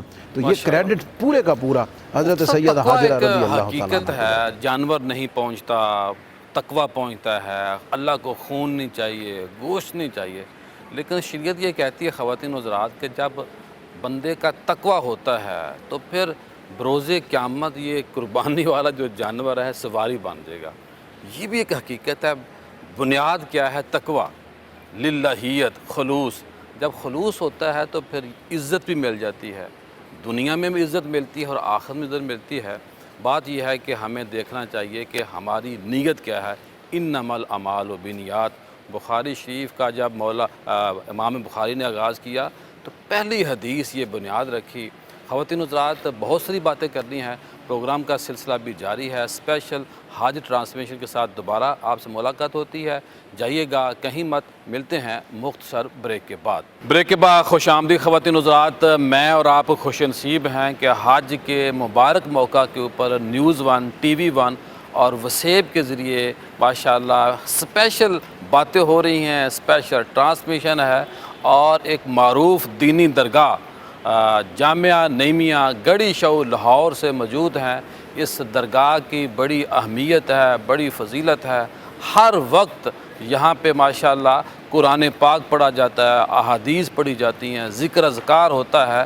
اور میں علامہ بدر الزمان صاحب کی طرف جاتا ہوں کہ بریک سے پہلے آپ گفتگو سن رہے تھے، جو سورہ فجر ہے اس کے اوپر تھوڑی سی بات کریں کہ جو حج کی قربانی کی جو آج ٹرانسمیشن ہے، کیا فرمائیں گے آپ؟ اللہ تبارک و تعالیٰ نے سورہ فجر میں ارشاد فرمایا والفجر وليال عشر، یہ قسم ہے مجھے فجر کی، یہ 10 ذی الحج کی فجر کی بات ہو رہی ہے، اور اس دن کی قسم کھائی گئی، اس قسم اللہ نے یاد فرمائی، اور مجھے 10 راتوں کی قسم ہے۔ اس کے بعد ایون اور آڈ نمبر، طاق اور جفت کی قسم کو یاد فرمایا، یعنی کہ تاکید مزید ہے۔ تاکید مزید آ گئی۔ گویا اللہ تبارک و تعالیٰ نے ان 10 راتوں کی قسم کو یاد فرما کے اس کی اہمیت کو اور اجاگر کر دیا کہ یہ جو ماہ ذی الحج کا پہلا عشرہ ہے، اللہ کی بارگاہ میں کتنا محبوب اور کتنا اللہ تعالیٰ کو عزیز ہے۔ اس عشرے کے اندر جو عبادت اور ریاضت ہے، رسالت امام علیہ السلام نے ارشاد فرمایا کہ جو دن کو تم روزہ رکھتے ہو، تمہارا ایک روزہ اس کا اجر جو ہے 1 سال کے روزوں کے برابر جو ہے وہ قرار دیا جاتا ہے۔ اور رات کی عبادت جو ہے ان ایام کے اندر جو ہے، راتوں کی جو عبادت ہے، اللہ تبارک و تعالیٰ کے ہاں اس کا اجر و ثواب لیلۃ القدر تو کو جا پہنچتا ہے، اس کا برابر قرار دیا جاتا ہے۔ اور رسالت امام علیہ السلام نے ایک جگہ پر ارشاد، ایک موقع پر آپ نے ارشاد فرمایا کہ ان دنوں اور راتوں کی عبادتوں کو کوئی عبادت نہیں پہنچ سکتی۔ آپ نے فرمایا کہ بندہ مجھے یا رسول اللہ کیا جہاد کرنے والا؟ فرمایا نہیں، جہاد کرنے والا اس حالت میں جائے کہ مال بھی خرچ کرے اور جان بھی اللہ کی راہ میں دے دے، اس کا اجر زیادہ ہے۔ اس کے علاوہ ان راتوں میں عبادت کرنے والے کا اور دن کو روزہ رکھنے والے کا اجر بہت زیادہ ہے۔ اور آپ خود بھی روزے رکھا کرتے تھے، اور 8 اور 9 کا روزہ جو ہے وہ اپنا امام مسلم کی حدیث ہے، امام مسلم نے اس کو نقل کیا، یہ 2 روزے جو ہیں وہ سنت سے ثابت ہیں، وہ رکھے جاتے ہیں۔ اور آپ نے فرمایا کہ اللہ تعالیٰ نے اپنی رحمت کو 4 راتوں میں لپیٹ دیا، جس میں پہلی یوم ترویہ ہے، لیلۃ الترویہ ہے اس رات، دوسری یوم لیلۃ النہر ہے، تیسری جو ہے وہ آتی ہے لیلۃ الضحیٰ۔ اور حدیث پاک میں آتا ہے کہ اس سے چاند رات کو 2 نفل ادا کیے، تو جب قیامت کے دن ہر دل مردہ ہو جائے گا، اللہ اس کے دل کو تب بھی زندہ رکھے گا۔ اور ایک لیلۃ الفطر ہے، تو یہ ان راتوں کی عبادت جو ہے اللہ کو بہت قبول ہے، پسند ہے، بہت زیادہ پسندیدہ ہے۔ اور دنوں کی جو روزے ہیں وہ بھی اللہ تعالیٰ کی بارگاہ میں بہت ہی پسندیدہ ہیں۔ تو گویا ان ایام کی اللہ نے قسم کو یاد فرما کے اور راتوں کی قسم کو یاد فرما کے اپنے بندوں کے لیے جو ہے ایک اس کی اہمیت کو اجاگر کر دیا اور بتا دیا کہ ان میں عبادت جو ہے وہ کثرت سے کرنی چاہیے، اور اللہ تعالیٰ کو سب سے زیادہ محبوب ہے۔ اور اس کے بعد دوسرے مرحلے پر قربانی آ جاتی ہے کہ سب سے زیادہ جو پسندیدہ عمل ہے وہ جانور کا خون بہانا ہے، کہ جو خون بہاتا ہے اور قطرہ زمین پر فرض نماز کے بعد سب سے جو اہم چیز ہے اس دن کی جو عبادت ہے وہ قربانی ہے، اور وہ بہانا۔ اور اب تو ایک نیا ٹرینڈ چل نکلا ہے، لوگ کہتے ہیں جی غزہ کے حالات ہیں مسلمانوں کے، اس کو دیکھا جائے اور وہ رقم قربانی کے وہاں دے دی جائے، تو یہ شاعر اسلامی ہے، ان کا کبھی مالی نعم البدل نہیں ہو رسول سکتا۔ والا جو لوگ غزہ کی اس کو ہیلپ کر رہے ہیں نا، وہی قربانی کر رہے ہیں، اور جو باتیں کر انہوں نے صرف باتیں کرنی. وہ باتیں کر رہے ہیں تو وہ اپنا 5 لاکھ کا 7 لاکھ کا جو موبائل ہے بڑی وہ خوبصورت قربان نہیں کریں گے. وہ نہیں کریں گے. دوسری بات یہ ہے کہ اگر آپ 50 لاکھ کا بیل لے رہے ہیں تو کیا گائے کی قربانی میں حصہ ڈالنے سے قربانی کا وجوب ساقط نہیں ہو جاتا؟ تو آپ نہ ڈالیں، 50 لاکھ کا بیل آپ نہ لیں، آپ قربانی کے وجوب کو ساقط کریں اور باقی رقم غزہ کو دے دیں. اور یہ کہنا قربانی نہ کریں اور رقم جو ہے ساری کی ساری ادھر منتقل کر دیں، یہ درست نہیں ہے. اور یہ شاعر اسلامی ہیں، ان کے اندر تبدیلی نہیں کی جا سکتی. وہ شاعر اسلام خود کریں گے یا اللہ تعالیٰ کی طرف سے حکم آئے گا، اور وہ دونوں ممکن نہیں ہے. 5 کروڑ گاڑی والے بندے کا یہ حق نہیں ہے کہ وہ یہ اب مذاق میں نے یہ بات کی. علامہ صاحب کیا فرمائیں گے؟ اب تھوڑی سی حج کے جو ارکان ہیں اس کے اوپر بات ہو جائے، کیا فرمائیں گے آپ؟ جی قبلہ، حج یہ اسلام کا 5واں رکن ہے، اور اس کی ادائیگی میں 3 باتیں اس کے رکن کے طور پر ہیں یا فرض کے طور پر ہیں جن کا خیال رکھنا ضروری ہے. سب سے بنیادی بات اس میں حج کی نیت کرتے ہوئے احرام کی 2 چادریں پہننا ہے. اس نیت سے کہ میں حج کرنے کے لیے جا رہا ہوں تو 2 چادریں، اپنا لباس اتار کے 2 چادریں انسلی پہن لینا. سفید ہونا ضروری ہے؟ جی سفید ضروری سنت مبارکہ ہے، مطلب کوئی فرض واجب تو نہیں ہے، لیکن سب ایک ہی رنگ میں رنگ جاتے ہیں تو کیا پھر علامہ وہ صاحب ایسے ہی ہے؟ سفید رنگ ہی حدیث ضروری ہے پاک میں یا آتا چینج ہو ہے، سکتا ہے؟ آپ نے فرمایا کہ مجھے سفید رنگ بہت پسند ہے، تم اپنے مردوں کو بھی سفید رنگ کا لباس کفن دیا کرو. کفن بھی تو سفید کے علاوہ دوسرا جائز ہے نا؟ جائز ہے، جائز، وہ بھی دوسرا جائز ہے، لیکن پسندیدہ جو ہے تھوڑا سا اس پہ تھوڑا دیکھیے، اگر ایک آدمی کو سفید کے علاوہ کپڑا ملتا ہی نہیں ہے تو اصل چیز تو کپڑا ہے نا. حج ہو یا کفن ہو، اصل چیز تو کپڑا ہے. ہاں رنگ اس کے اندر جو ہے نا افضلیت کی طرف آ جائے گا، رنگ کون سا ہونا چاہیے. اب ایک آدمی کے پاس کپڑا ہے ہی نہیں سفید رنگ کا. یہ مفتی صاحب کیا آپ کیا فرمائیں؟ جی بالکل ظاہر ہے، مقصود تو نہیں، کپڑا اور لباس ہے، لیکن اس میں جو اس کی روح ہے، جو اتحاد، وحدت، یگانگت، اور اس کو ظاہر ہے ایک رنگ ہونا اس کو پورا کرتا ہے. اور دیکھا جائے تو کلر والا کپڑا تھوڑا مہنگا ہے، سادہ کپڑا سفید اور مطلب لو پرائس، بڑی ورائٹی آ گئی ہے. جی ہاں اس میں، لیکن کلر میں تو اس لیے مقصود جیسے ڈاکٹر صاحب نے فرمایا ہے کہ اصل تو ہے، لیکن اب آج کے دور میں یسر میں پسندیدہ جو ہے وہ. جی علامہ صاحب. جی تو یہ 2 چادریں پہننی ہیں جی سب سے پہلے نیت کر کے. اور اس میں ناظرین کی دلچسپی کے لیے بات کروں گا کہ اصل چیز نیت ہے. بہت سے لوگ جو ہے وہ یہ سمجھ رہتے ہیں کہ شاید اب کوئی وضو کرتے ہوئے، طہارت کرتے ہوئے، کوئی واش روم وغیرہ یوز کرتے ہوئے میں یہ چادر اتار دوں گا تو میرا احرام ختم ہو جائے گا. تو وہ احرام نام اس نیت کا ہے جو آپ نے یہ چادریں پہنتے وقت کی ہے. بوقت ضرورت ان کو تبدیل بھی کیا جا سکتا ہے، اتارا بھی جا سکتا ہے، اتار کے دوبارہ پہنا بھی جا سکتا ہے، لیکن نیت ختم نہ کرے. نیت یہ رکھے کہ میں احرام سے ہوں. اور جیسے ہی 2 چادریں پہننی پھر کم از کم 1 مرتبہ لبیک اللہم لبیک لبیک لا شریک لک لبیک ان الحمد والنعمت لک والملک لا شریک لک، یہ پورا تلبیہ پڑھنا یہ ضروری ہے. اور اس کے ساتھ ہی 2 نفل پڑھے گیا جو احرام کی نیت سے پڑھے جاتے ہیں. تو یہ پہلا رکن ادا ہو جائے گا. دوسرا رکن حج کا رکن اعظم جو وقوف عرفہ ہے. مینا میں حاجی کل یعنی جو گزشتہ دن گزرا حرم کعبہ میں، وہ 8ویں ذی الحجہ کا تھا. وہ مینا میں پہنچنا، انہوں نے 5 نمازیں وہاں پہ، ظہر کی نماز 8ویں کی، عصر، مغرب اور عشاء، اور پھر 9ویں کی فجر، جو کہ عام طور پہ اب حجاج کرام کو نصیب نہیں ہوتی، اس لیے کہ جو کاروان والے ہوتے ہیں وہ سارے حاجیوں کو راتوں رات ہی میدان عرفات میں پہنچا دیتے ہیں. بہرحال یہ بڑا اس کی مطلب کہہ لیجیے کہ وضاحت کی گئی کہ سنت مبارکہ یہی ہے کہ 5 نمازیں پوری کرنی ہے میدان مینا میں، اور پھر زوال شمس سے جو ہے وہ قبل پہنچ جانا ہے میدان عرفات میں. زوال شمس سے لے کر غروب آفتاب تک، اور بعض میں یہ صراحت ہے کہ طلوع فجر تک، اس دوران کوئی بھی لمحہ کسی کو میدان عرفات میں نصیب ہو گیا، چاہے لمحہ بھر بھی ہے، تو وہ وقوف عرفہ اس کا کہلائے گا اور وہ حاجی شمار ہو جائے گا. یہ 2 رکن ہو گئے. تیسرا رکن جو ہے وہ طواف زیارہ ہے. طواف زیارہ کا جو وقت آتا ہے وہ یہ ہے کہ جیسے ہی وقوف عرفہ کر کے ہم نے غروب آفتاب تک میدان عرفات میں ٹھہرنا، یہ لازم ہے، اور بغیر مغرب ادا کیے مزدلفہ کی طرف روانہ ہو جانا ہے.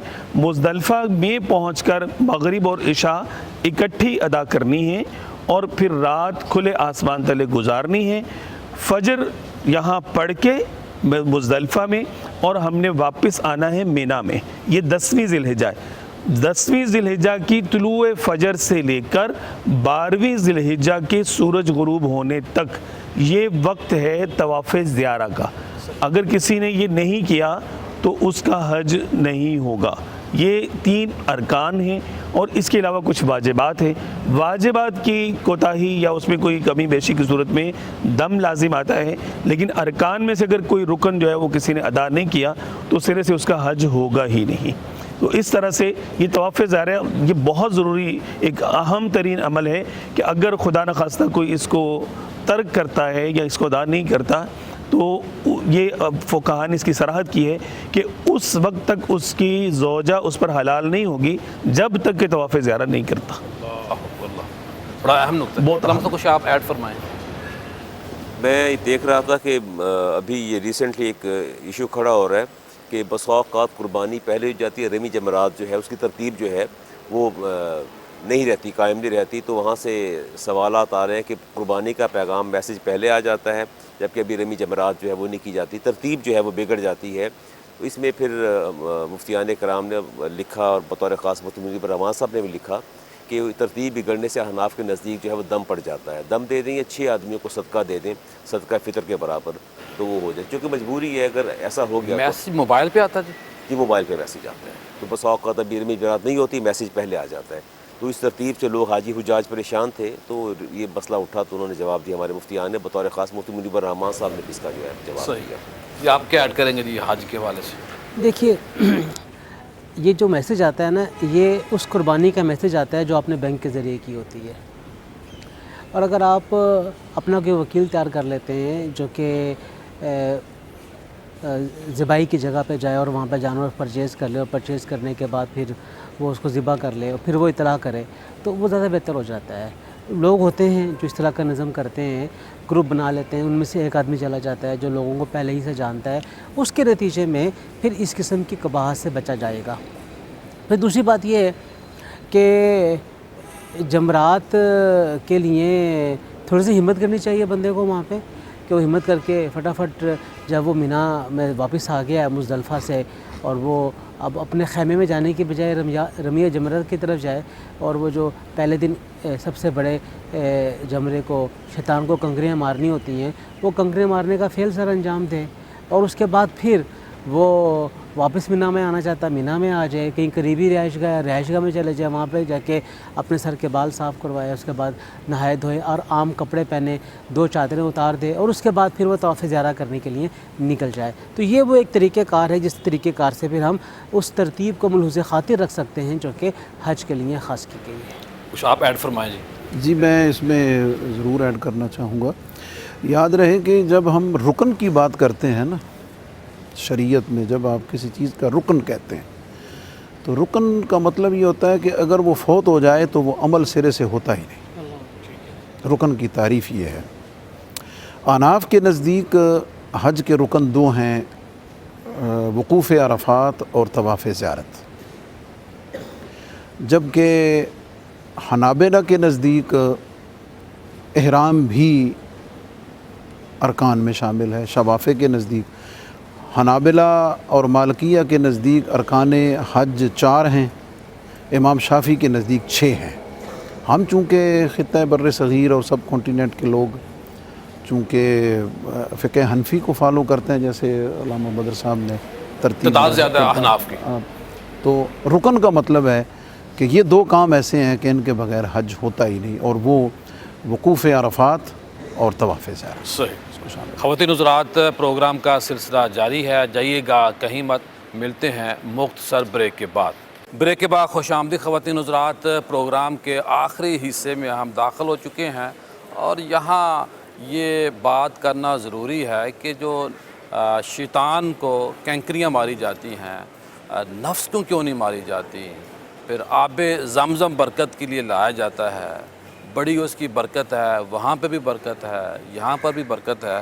لیکن اقبال نے کہا تھا زائرین کعبہ سے، اقبال یہ پوچھے کوئی کیا حرم کا تحفہ زمزم کے سوا کچھ بھی نہیں.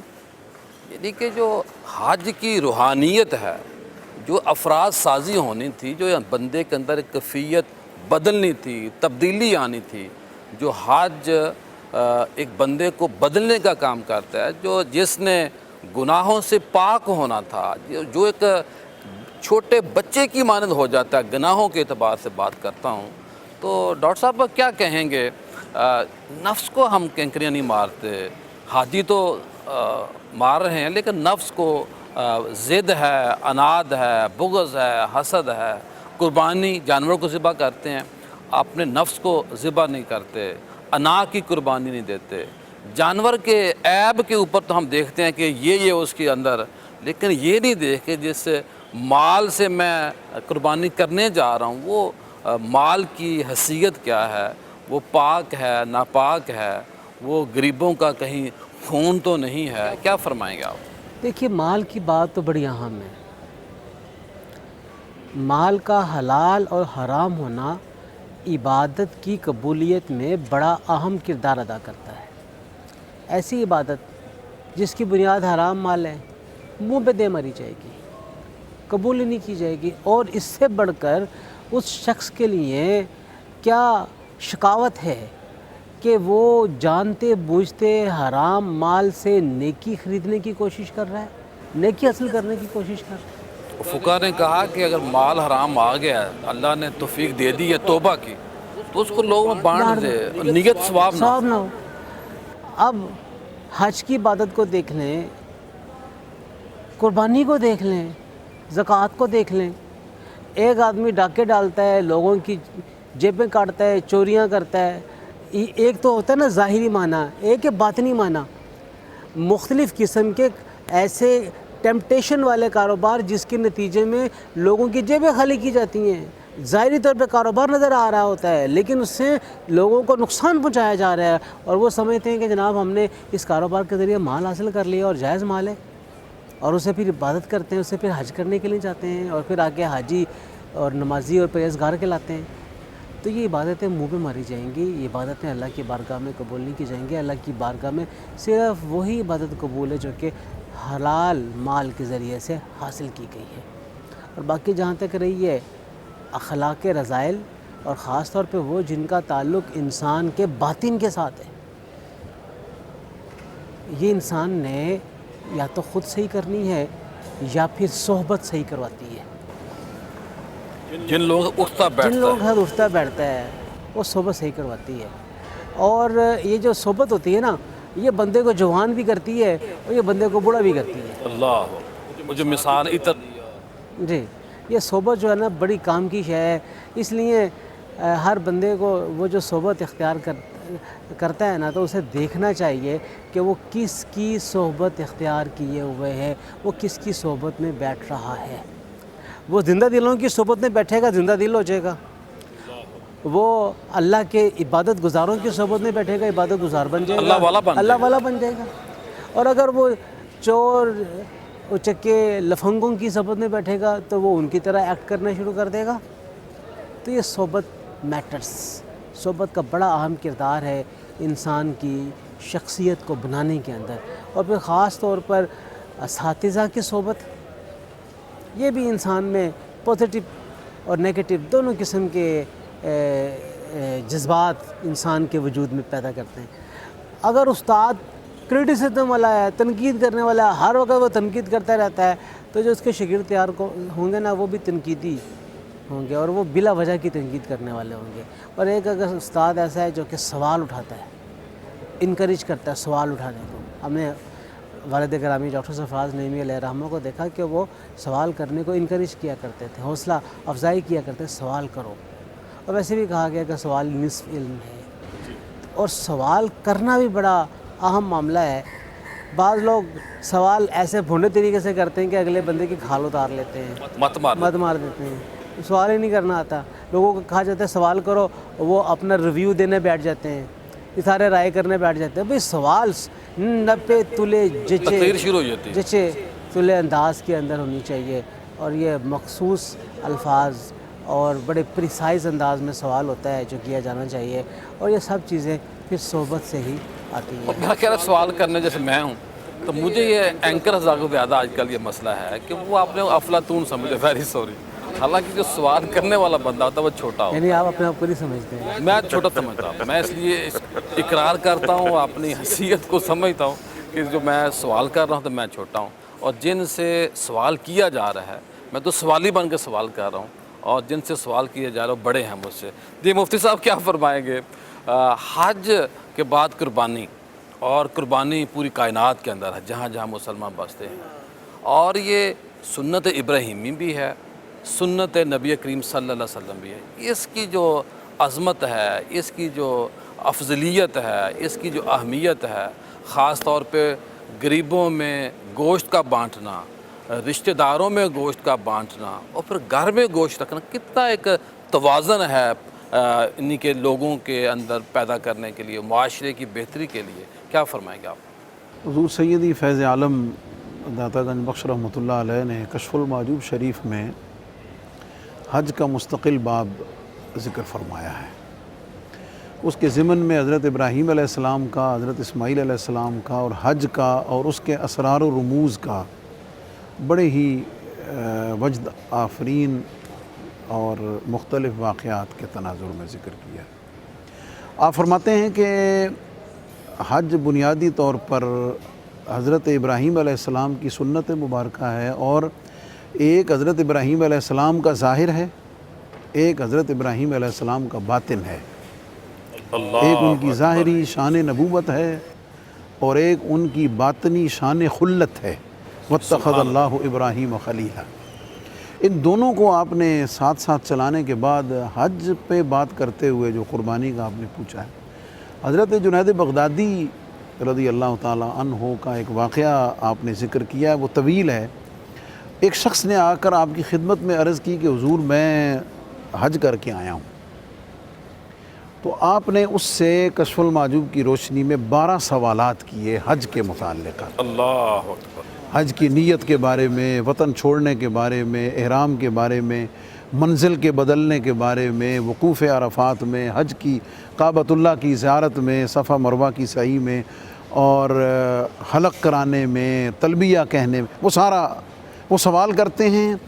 तो वो जो हाजी है वो ज़ाहिर है उसका जवाब जो हज का ज़ाहिर है उसके मुताबिक देता है।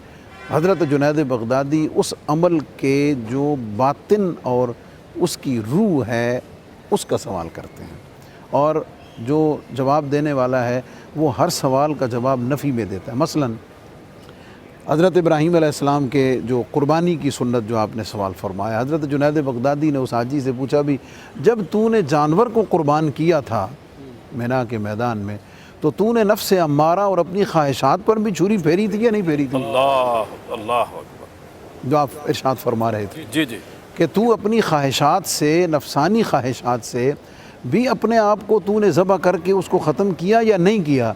तो ज़ाहिर है बाकी चीज़ों की तरह उसका जवाब था, क्योंकि मेरा तो उधर ध्यान ही नहीं गया कि ये जानवर पे छुरी फेरने का एक बातनी और रूहानी पहलू अपनी नफसानी ख्वाहिशात से को ज़बह करना, ख़त्म करना और उनसे अपने आप को अलग करना है। तो हर सवाल का जवाब उसका नफ़ी में था। हज़रत जुनैद बगदादी रज़ी अल्लाह ताला अन्हु ने इख्तितामन फरमाया कि भाई तेरा ज़ाहिर हज तो हो गया, हाजी तू बन गया। अब हाजी तो तू बन गया, ज़ाहिर है हम उसको पे उसका हुक्म तो नहीं लगा सकते, लेकिन अगर हम रूह हज को देखें, हकीकत हज को देखें, तो तूने हज नहीं किया। अल्लाह अकबर। तो कुर्बानी में जो आपका सवाल है उसका ये है कि एक कुर्बानी जानवर ज़बह करना जो है ये एक उसका ज़ाहिर है और एक उसका बातिन है। और ज़ाहिर क्या है कि आप जानवर ख़रीदें शरई शराइत पर जो पूरा उतरने वाला हो, मखसूस अय्याम में आप बिस्मिल्लाह अल्लाहु अकबर कह के अपनी मौजूदगी में या ख़ुद उसको ज़बह कर दें, उसका गोश्त तकसीम कर दें, खा लें, जो मैं अर्ज़ करता हूँ। लेकिन इसकी असल स्पिरिट तो ये है कि भाई आप जो कुरान मजीद में अल्लाह ने जो फरमाया कि अराअयता मन इत्तख़ज़ इलाहहु हवा, कि उस शख्स को आपने देखा है कि जिसने अपनी ख्वाहिशात को ही अपना माबूद बना लिया। क्या मतलब कि इताअत तो हकीकतन अल्लाह की करनी चाहिए, लेकिन ये अपनी मर्ज़ी और ख्वाहिश के पीछे ऐसे लगा हुआ है जैसे इसको अल्लाह के हुक्म के बराबर नफ्स की पूजा कर रहा है। तो एक तो कुर्बानी की रूह ये है। दूसरा जो उससे गोश्त हासिल हुआ है उसमें भी असल रूह جیسا کہ سورہ حج میں اللہ رب العزت نے آیت نمبر 37 میں کہ لن ینال اللہ لحومها ولا دماؤها ولکن ینالہ التقوی منکم، رب کائنات ان ساری چیزوں سے بے نیاز ہے کہ اس کی بارگاہ میں ان کا گوشت وہ اللہ خون نہیں الصمد ہے، بے نیاز ہے، ولیکن ینالہ التقوی منکم، اس تک پہنچنے والی چیز کیا مطلب؟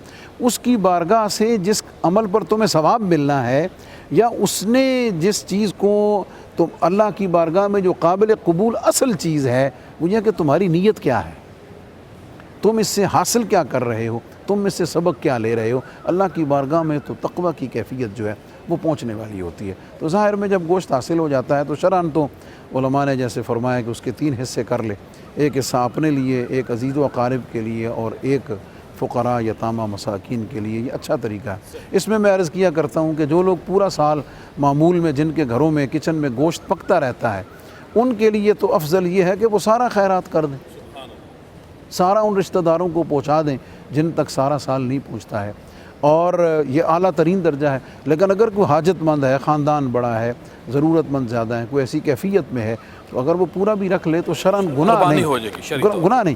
لیکن جیسے ہم بات کرتے ہیں نا کہ اس کی روح اور بات اسپرٹ تقوی کیا کی ہے۔ تقوی کی اصل کیا ہے، وہ یہ ہے کہ بھئی مولا ان صلاتی و نسکی و محیای و مماتی للہ رب العالمین، مولا سب کچھ ہے ہی تیرا اور تیرے لیے ہے، تو تیری بارگاہ میں مولا۔ اللہ اکبر۔ جی علامہ صاحب، حج سے جو ہمیں روح ملتی ہے، ایک تو قربانی کی بات ہو گئی، اور حج سے جو اتحاد اتفاق ملنا تھا، جہاں ہم حج کے موقع پہ دیکھ رہے ہیں کہ کوئی تفریق نہیں، نہ کالا، نہ گورا، نہ عربی، نہ عجمی، امت مسلمان کی تمام جو قوت ہے وہاں ماشاءاللہ اکٹھی ہے۔ اور میں اس پہ بڑے عرصے سے کہہ رہا ہوں کہ کاش حج کے موقع کے اوپر ہمارے حکمران وہاں اکٹھے ہوں، امت مسلمان کے حکمران اکٹھے ہوں، وہاں سے ایک چارٹر آف ڈیمانڈ جاری کیا جائے لوگوں کو کہ یہ آپ نے کام چھوڑنے ہیں، یہ کرنے ہیں۔ حضور والا اگر 50 سالہ کوئی ہمارا لایا عمل بنے نا، اور یہ اسلامی ممالک حکمران بنائیں، تو پھر مسائل کا حل ہے، وہ اتحاد اتفاق، وہ رسم سی، معاذ اللہ، ویری سوری، کیا کہیں گے آپ؟ یہاں تو بڑی تکلیف دہ عمل یہ ہے کہ وقوف عرفہ تو ہوتا ہے، لیکن وقوف عرفہ کی روح کو باہر نکال کے رکھ دیا جاتا ہے۔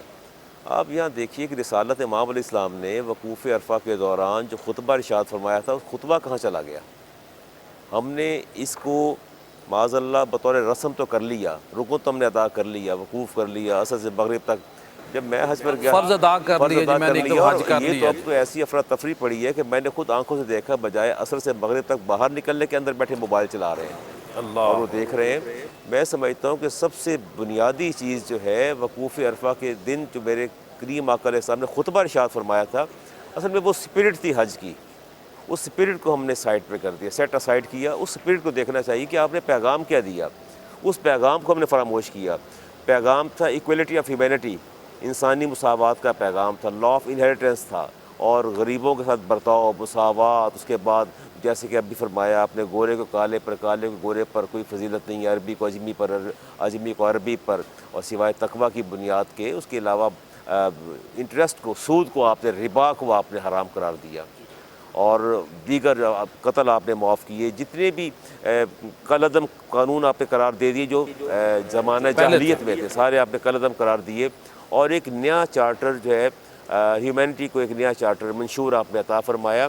ہم نے اسی منشور کو قیامت تک کے لیے دیا، اسی منشور کو ہم نے سیٹ اسائڈ کیا، اسی کو ہم نے صرف نظر کیا۔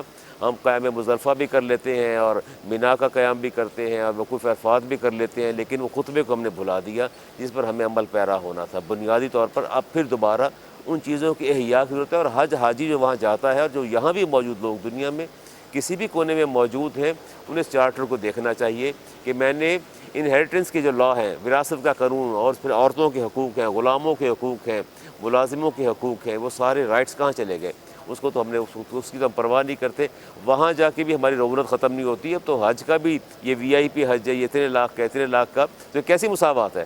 مجھے تو مساوات سمجھ نہیں آتی. لباس میں مساوات نظر آئے گی, قیام مزدلفہ میں مساوات ہے, عرفات میں مساوات ہے, یعنی وہ سارے عمل اکٹھے کر رہے ہوں گے, لیکن وہاں بھی وہ لوگ اپنے جداگانہ تشخص کو برقرار رکھتے ہیں. ایک امیر اور غریب کا فرق جو ہے وہ ذہنوں کے اندر موجود رہتا ہے, اس کو ایلیمینیٹ کرنا ہے, اس کو ہمیں ختم کرنا چاہیے. جی علامہ صاحب, خطبہ حجت الوداع بہت ایک وسیع سوچ کا مالک ہے. پوری دنیا کے جو غیر مسلم مفکرین ہیں وہ اس پہ بڑی بات کرتے ہیں کہ یہ اگر اس کے اوپر کائنات کے اندر امن چاہتے ہیں تو عمل کر لیں تو دنیا میں امن قائم ہو سکتا ہے. یعنی کہ عمل کرنے کی بات ہے, اور خواتین کے حقوق کی بات ہے, بچوں کی حقوق کی بات ہے, سود کی بات کی گئی ہے, عربی کو عجمی, عجمی کو, یعنی جو ایک فضیلت سے تقوی کے اوپر رکھی گئی. اور جو مفکرین ہیں, جو ریسرچر ہیں, سیرت نگار ہیں, وہ یہ کہتے ہیں کہ کریم آقا کا یہ جو خطبہ ہے یہ 42 سے 45 منٹ کا بنتا ہے ٹوٹل. آج ہم دیکھتے ہیں کہ 4-4 6-6 گھنٹے ہم سپیچ کرتے ہیں, اور کریم آقا کا جو خطبہ ہے مخصوص ایک جگہ کا نہیں ہے. کیا کہیں گے آپ؟ جی بالکل, حجت الوداع کا خطبہ جو ہے یہ تو ایک پورا چارٹرڈ ہے, جو کہہ لیجیے نظام زندگی ہے. مولا علی کرم اللہ تعالیٰ وجہ الکریم کا اس حوالے سے فرمان بھی موجود ہے کہ اللہ تبارک و تعالیٰ کے پیارے محبوب علیہ السلام نے ہمیں اس کے ذریعے سے پورا ایک نظام عطا فرمایا ہے. 632 سنِ عیسوی بنتا ہے حجت الوداع کا جو موقع ہے, اور حضور علیہ السلام نے جب یہ خطبہ ارشاد فرمایا, حضرت عبداللہ ابن عمر رضی اللہ تعالیٰ عنہما ارشاد فرماتے ہیں کہ سب اس طرح انہماک کے ساتھ سن رہے تھے کہ پیارے آقا صلی اللہ علیہ وسلم ارشاد فرما رہے تھے, اور لوگوں کی آنکھوں سے آنسو جاری تھے کہ پیارے آقا صلی اللہ علیہ وسلم کی لبھائے مبارکہ سے اس طرح کے الفاظ بھی جو ہے وہ پھول بن کے جھڑے کہ ممکن ہے کہ ہم آنے والے سالوں میں پھر کبھی یہاں پہ اکٹھے نہیں ہو سکیں گے. تو صحابہ کرام سمجھ گئے, جو شاک تھے وہ تڑپ اٹھے کہ اب یہ آخری ملاقات یا آخری خطبہ ہے. تو حضور علیہ السلام کا یہ آخری حج بھی ہے, پہلا حج بھی ہے, اور یہ خطبہ جو ہے یہ ایک ایسا خطبہ ہے کہ جس کے ذریعے سے حضور علیہ السلام نے تا صبح قیامت اپنے ماننے والوں کو ایک ایک ضابطہ, ایک ایک قانون. نبی والا یہاں یہ بھی اللہ کے نبی نے فرمایا کہ جو یہاں ہیں ان تک پیغام پہنچا جو یہاں نہیں پہنچا. جی بالکل ہے صحیح.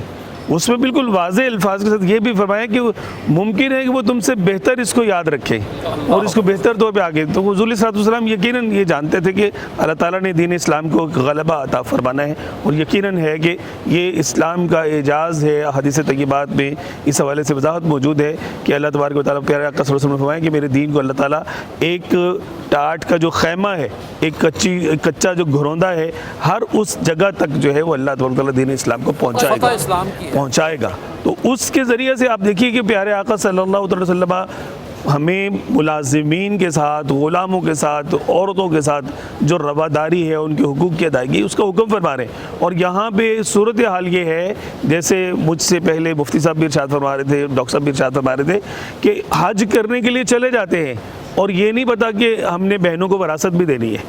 اس نبی صلی اللہ علیہ وسلم کا حکم جو اسی میدان میں, اسی سرزمین پر کھڑے ہو کر آپ نے ارشاد فرمایا ہوا, قرآن کے جو احکامات ہیں, حضور صلی اللہ علیہ وسلم نے واضح فرمایا کہ میں تمہارے اندر 2 بھاری چیزیں چھوڑے جا رہا ہوں. یہ وہی تو جگہ ہے جہاں پر آپ نے یہ حق نہیں دیا جا رہا جس کو حق دینے کا قرآن کہہ رہا ہے. جی بالکل ایسے ہی. تو میں وہ 2 بھاری چیزیں جو چھوڑے جا رہا ہوں ان کو ساتھ ہمارا تمسک کتنا ہے. آج دیکھیے کہ قرآن جو ہے وہ ہم نے ایک ریشمی جزدان میں اس کو لپیٹ پہ گھر میں بس برکت کے لیے رکھ دیا ہے. آج مطلب مقدس اوراق کو آپ جو اکٹھے کرنے والے لوگ ہیں ان سے اس کی توہین کا جو معاملہ ہے وہ سنے تو رونگٹے کھڑے ہو جاتے ہیں کہ لوگ رمضان آتا ہے تو گھروں سے قرآن نکال کے جو ہے وہ ٹین لگے ہوتے ہیں مقدس اوراق ڈالنے والے, اس میں ڈال دیتے ہیں اور وہ پارینہ اوراق ہوتے ہیں, تو مطلب اس کو کسی نے چھوا تک بھی نہیں ہوتا. ایسی صورتحال بھی دیکھنے میں آتی ہے. تو وہ جو ایک ضبط اور ایک نظم جو حضور صلی اللہ علیہ وسلم نے خطبہ حجت الوداع کے ہماری بیٹیوں کی جب شادی ہوتی ہے تو قرآن کے نیچے سے گزارا جاتا ہے. جی 21-22-25 سال کی بیٹی ہو گئی, آپ نے اس کو قرآن پڑھنے کا نہیں کہا, تو اب نیچے سے گزارنے سے کیا ہوگا؟ اصل تو یہ وجہ ہونی چاہیے, برکت اس میں ہے کہ آپ اپنی بیٹی کو قرآن پڑھائیں سکھائیں اور سارے معاملہ اس کی شادی سے پہلے سمجھائیں. جیسے وہ رہ گئی رسم ازاں روح بلالی نہ رہی. اصل چیز یہ دیکھیں عبادات بھی ہیں نا، طاعات بھی ہیں، چاہے وہ حج ہے چاہے وہ قربانی ہے، بڑی تفصیل سے ہم نے بات کی ہے. ہم نے بس اس کو ایک ذاتی نجات کا سامان کے طور پر سمجھ لیا ہے. حالانکہ اسلام کا جو کہہ لیجیے کہ مطمع نظر یا مقصد عبادات سے یہ نہیں ہے. حج کی اتنی بڑی پریکٹس ہے، جمعہ کی اتنی بڑی، نماز باجماعت کی اتنی بڑی پریکٹس ہے، اس کے ساتھ جڑے ہوئے جو انسانی مسالے ہیں، انسانی کہہ لیجیے کہ معاشرتی معاملات ہیں، ضوابط ہیں، ان کو تو ہم نے نظر انداز کر دیا ہے. چاہے وہ انٹرنیشنل لیول پہ ہیں، نیشنل لیول پہ ہیں، محلے کے لیول پہ ہیں، وہ مفادات تو ہمیں حاصل نہیں ہو رہے، مقاصد حاصل نہیں ہو آخر میں رہے. کیا فرمائیں گے آپ؟ دیکھیے یہ جو قربانی ہے، اس قربانی کو اللہ کے لیے خالص کر لیجیے. قربانی کے حقیقی مطمع نظر تک پہنچنے کی کوشش کیجیے اور اپنی قربانیوں کو دکھاوے سے پاک کیجیے. یہ دکھاوا ہماری زندگی میں اس طرح شامل ہو گیا ہے جس طرح ہماری رگوں میں خون دوڑ رہا ہے. ہماری زندگی میں دکھاوا اس طرح دوڑ رہا ہے. ہمارا کوئی بھی عمل دکھاوے سے خالی نہیں ہے. تو قربانی جس طریقے سے اللہ وحدہ لا شریک حقیقی قربانی کو اپنی بارگاہ میں قبول کرتا ہے، اسی طریقے سے ہمیں اپنی حقیقی قربانیوں کو اللہ کی بارگاہ میں پیش کرنا ہے. اور یہ بات ذہن میں رکھنی ہے کہ اللہ تعالیٰ کے ہاں عید کے ان 3 دنوں میں جانور کے خون بہا سے زیادہ کوئی اور عمل پسندیدہ نہیں ہے. اس لیے قربانی کی طرف خاص توجہ دی جائے. جی علامہ صاحب کیا فرمائیں گے؟ کریم آقا نے فرمایا کہ میں قرآن دے کے جا رہا ہوں اور آل رسول دے کے جا رہا ہوں، اپنی آل دے کے، ان کو تھامنا ہے، ان کا ساتھ دینا ہے. کیا فرمائیں گے آپ؟ جی بالکل جی. آج کے دور میں اور آج کے حالات میں تو امت کی وحدت قرآن، اہل بیت، حضور کے صحابہ رضوان اللہ تعالیٰ علیہم اجمعین، ان کے ساتھ جڑنے میں ہے، ان کی محبت اور اتباع میں ہے. اور یہی وہ ہستیاں ہیں کہ ایک تسلسل کے ساتھ دین کی بنا اور دین کی اصل، وہ قرآن مجید ہوں، وہ حدیث ہوں، وہ شاعر اسلام ہوں، وہ ارکان اسلام ہوں، وہ آج اگر 1450 سال بعد امت میں موجود ہیں تو اس تاریخی تسلسل کو قائم رکھنے کی صورت میں ہی ان کے درمیان موجود ہیں. اور پیغام میں یہ عرض کرنا چاہوں گا کہ قربانی بہت اہم ترین عبادت ہے، لیکن جو بھی حضرات قربانی کرنے والے ہیں گلی محلوں میں، گھروں میں، تو وہ صفائی کا جو ساتھ ایلیمنٹ ہے اس کو ضرور اپنے پیش نظر رکھیں. اور حکومت نے اس میں کوئی شک نہیں کہ اس کے لیے بڑا اچھا میکنزم بنایا ہوا ہے، لیکن ان تک وہ ساری چیزیں حکومت کا ساتھ ہم نے دینا ہے. جی ہاں، ساتھ ہم نے دینا ہے. ان کو اطلاع دے کر وہ اس کے جو فضلات ہیں یا باقی چیزیں ہیں اس کو ہم نے ان تک یا متعلقہ پہنچانا جگہ پہ تک ہے، یا جو انہوں نے اسپیسیفک پلیس بنائی ہوئی ہے وہاں تک پہنچا دینا. تو گھر کے اندر کو بھی صاف کیا ہے تو باہر گلی محلہ جو ہے وہ بھی سب کا کرتا ہے، اس کو بھی صاف. بہت شکریہ، بڑی مہربانی. میں اپنے چاروں مہمانوں کا شکریہ ادا کرتا ہوں کہ آپ نے کرم فرمایا، مہربانی فرمائی اور حج کی جو اسپیشل ٹرانسمیشن ہے اس کا آپ حصہ بنے. یہ میری اور آپ کی خوش بختی ہے کہ ہم نے نیکی کی بات کی ہے، خیر کی بات کی ہے. اور اقبال نے کہا تھا اپنی ملت پر قیاس اقوام مغرب سے نہ کر، خاص ہے ترکیب میں قوم رسول ہاشمی. اور اقبال نے کہا تھا آگے ان کی جمعیت کا ہے ملک و نسب پر انحصار، ان کی جمعیت کا ہے ملک و نسب پر انحصار، قوت مذہب سے ہے مستحکم ہے جمعیت تیری. یعنی کہ بات امت کی ہو رہی ہے، ٹائم شارٹ ہے. اور آگے اقبال نے کہا تھا دامن دین ہاتھ سے چھوٹا تو جمعیت کہاں، دامن دین ہاتھ سے چھوٹا تو جمعیت کہاں، اور جمعیت ہوئی رخصت تو ملت بھی گئی، اور جمعیت ہوئی رخصت تو ملت بھی گئی. اور اقبال نے پھر ایک اور بہت پیارا شعر ہمارے لیے کہا بتانے رنگ و خون کو توڑ کر ملت میں گم ہو جا، بتانے رنگ و خون کو توڑ کر ملت میں گم ہو جا، تو نہ رانی ہے باقی نہ ایرانی نہ افغانی. خواتین و حضرات، حج کی اسپیشل ٹرانسمیشن کے ساتھ آپ سے ملاقات رہی. اللہ پاک سے دعا ہے کہ آپ کا سننا ہمارا سنانا اپنی بارگاہ میں قبول فرمائے.